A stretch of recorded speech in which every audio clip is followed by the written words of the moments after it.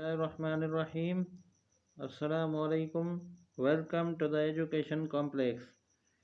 Students, आज हम class 6 की एक्सरसाइज 1.2 का क्वेश्चन 6 पढ़ेंगे। तो क्वेश्चन 6 में कहता है कि which of the following statements are true और फॉल्स। नीचे दिए हुई में से कौन सी स्टेटमेंट जो ट्रू है और फॉल्स है। तो पहला क्वेश्चन कहता है कि B is equal to MON if B is set of letters a word moon. कहता है कि सेट जो B है वो सेट B के एलिमेंट्स है MON।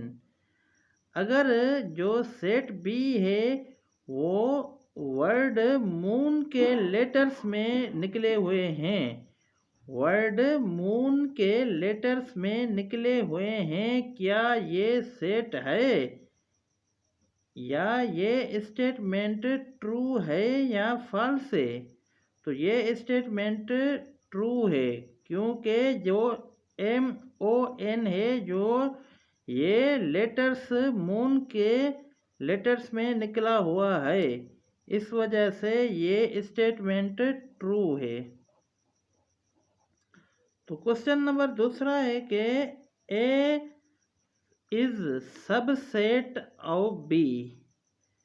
ए बी का सबसेट है if A is equal to 1 2 and B is equal to 2 3 4 5। Question में कहता है कि ए जो है वो बी का सबसेट है अगर ए बराबर है 1 2 के और बी बराबर है 2 3 4 5 के। तो ये सबसेट नहीं है क्योंकि ए सेट में जो एलिमेंट्स है वो सेट बी में मौजूद नहीं है। 2 तो है सेट ए में लेकिन 1 नहीं है क्योंकि 1 सेट बी में नहीं है, इसलिए सेट ए सेट बी का सबसेट नहीं है। तो सबसेट में ये होता है कि जो बड़ा सेट है तो बड़े सेट के जो एलिमेंट्स वो छोटे सेट में भी होने चाहिए। जो सेट ए में जो एलिमेंट्स है वो सेट जो सेट ए में एलिमेंट्स है वो सेट बी में भी होने चाहिए थे, इसलिए सेट जो ए में 1 है वो बी में नहीं है, इसलिए ये सबसेट नहीं है। ये स्टेटमेंट फॉल्स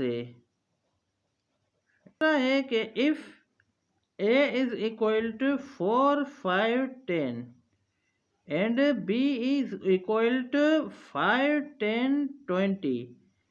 तो कहता है कि then A equivalent B, A is equivalent B. तो सेट में कहता है कि पहला सेट ए है तो इसमें कहता है कि 4 5 10 और दूसरे सेट बी में कहता है 5 10 20। क्या ये सेट इक्विवेलेंट है। तो हमने पहली वीडियो में पढ़ा था तो इक्विवेलेंट सेट के बारे में पढ़ा था, तो उसमें हमने कहा था कि हर सेट में नंबर ऑफ एलिमेंट्स सेम होने चाहिए। नंबर ऑफ एलिमेंट्स दोनों सेट में सेम होने चाहिए, तो ऐसे सेट को इक्विवेलेंट सेट कहा जाता है। कैसे। सेट ए में नंबर ऑफ एलिमेंट्स 1 2 3 3 एलिमेंट है और सेट बी में भी 1 2 3 सेट बी में भी 3 एलिमेंट्स है। दोनों सेटों में 3 3 एलिमेंट्स है। ये स्टेटमेंट कहलाएगी कि ए इज इक्विवेलेंट बी, तो ये ए बी के इक्विवेलेंट होगा, इसलिए ये स्टेटमेंट ट्रू है। क्वेश्चन नंबर चौथा पढ़ेंगे हम।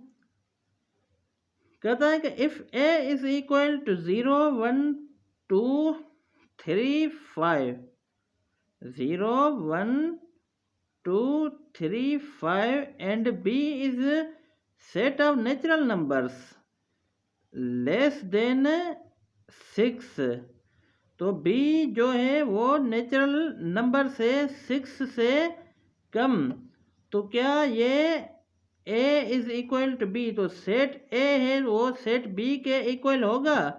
तो नेचुरल नंबर्स क्या होते हैं, सेट b में हम लिखेंगे नेचुरल नंबर्स होते हैं जो 1 से स्टार्ट होते हैं, 1 से, 1 2 3 4 5 लेस देन 6। और जो सेट ऑफ होल नंबर्स होते हैं वो 0 से स्टार्ट होता है, 0 से। तो कहता है कि सेट ए सेट बी के इक्वल है, तो ये सेट ए सेट बी के इक्वल नहीं होगा, क्योंकि जो नंबर ऑफ एलिमेंट्स जो है वो एक जैसे नहीं है। Number of elements A set में 0 1 2 3 5 है और बी में 1 2 3 4 5 है, इस वजह से ये इक्वल नहीं है, इसलिए ये स्टेटमेंट फॉल्स है। और नंबर 5 है if x is equal to y then x is equivalent to y। तो सेट में कहता है कि अगर x is equal to y, तो सेट x से सपोज करें कि सेट x में है a कमा b और सेट y में है x कमा y, सपोज करें set x is equal to y, set x set y के इक्वल है, then x is equivalent to y, तो क्या x y के इक्विवेलेंट होगी। तो ये याद रखना है कि इक्वल का मकसद ये होता है कि दोनों सेट के एलिमेंट्स एक जैसे होने चाहिए। अगर एक सेट में एलिमेंट्स a है b है, तो y में भी a और b होते तो ये सेट होते इक्वल।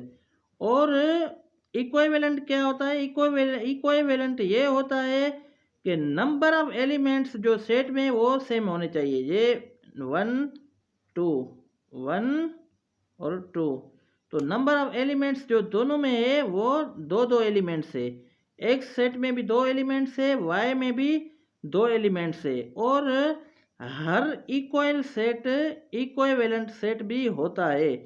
इसलिए कि क्वेश्चन में कहा गया है कि if x is equal to y, अगर सेट x y के इक्वल है तो क्या x जो वो y के इक्विवेलेंट होगा।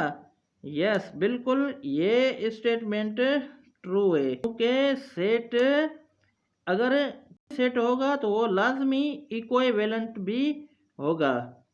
उम्मीद करता हूँ कि ये वीडियो आपको समझ में आ गई होगी, और इंशाल्लाह आप समझने के बाद लाइक करके और सब्सक्राइब करेंगे। शुक्रिया।